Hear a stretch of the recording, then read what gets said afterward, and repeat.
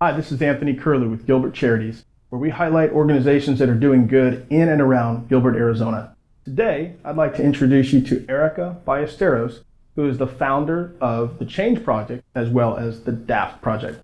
Before I do want to take time to thank one of our sponsors, AZ Lending Experts. If you have any mortgage needs or any mortgage questions, give them a holler. You can reach them at azlendingexperts.com. And without further ado, here's Erica. My organization, I actually have two. I have an LLC, the Change Project, and a youth empowerment nonprofit called the DAF Project. So the Change Project is a holistic training and development company. I actually never imagined owning my own company, but I'd been in recruiting and training and development for my entire career and got to a place, there's a quote behind me, and I don't know if anyone can see it, but it says, "Be the change that you wish to see in this world." I love that Gandhi quote. And I really believe so much in the opportunity that we have to elevate humanity. And I don't think that we're doing both our youth a service or our families at home or within education. I think that there's just so much opportunity for us to wake up every day and feel more excited to be alive. I've been serving on both the Gilbert and the Queen Creek Chambers education committees. And we sit at these tables with business leaders and educators and people in the government space, and we all talk about how our youth aren't set up for success, that they don't have confidence, they don't have self-awareness, they don't have stick-to-itness, they don't have customer service skills, they don't know how to interview, they don't know how to build a resume. And I sit back and go, well, where are they learning this?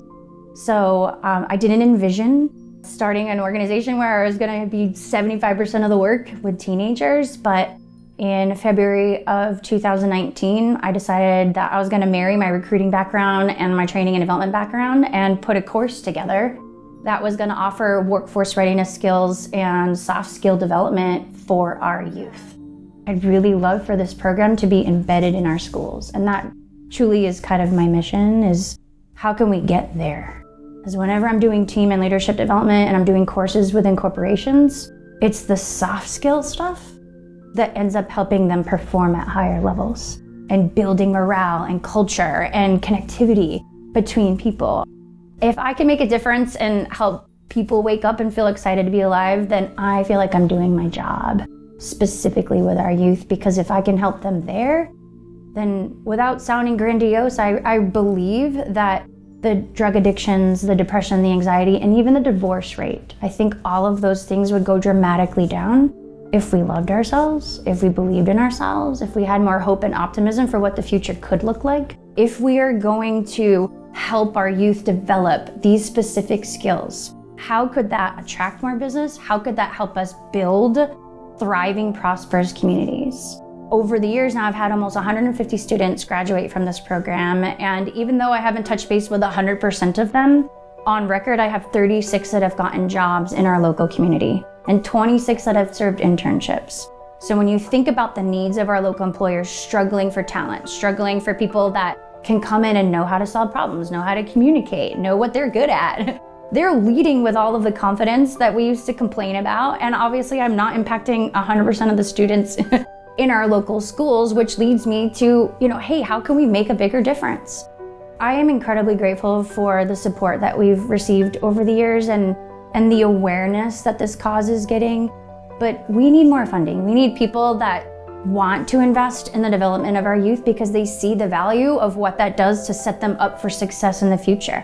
We have a lot of needs. We have fundraisers that we do 2 fundraisers a year. We had our first golf tournament last year, which was a huge success, and we're going to recreate that. So, we want people to get involved. We want them to volunteer. We want them to be guest speakers. In one of the sessions that I do with our youth, it's called Learning from Local Leaders. And I bring in a panel of leaders and I try to match leaders that are within the field of their interests so they can learn and ask questions from them. But I'm always looking for guest speakers. I want more companies that will raise their hand to say, over here, we're willing to do an internship.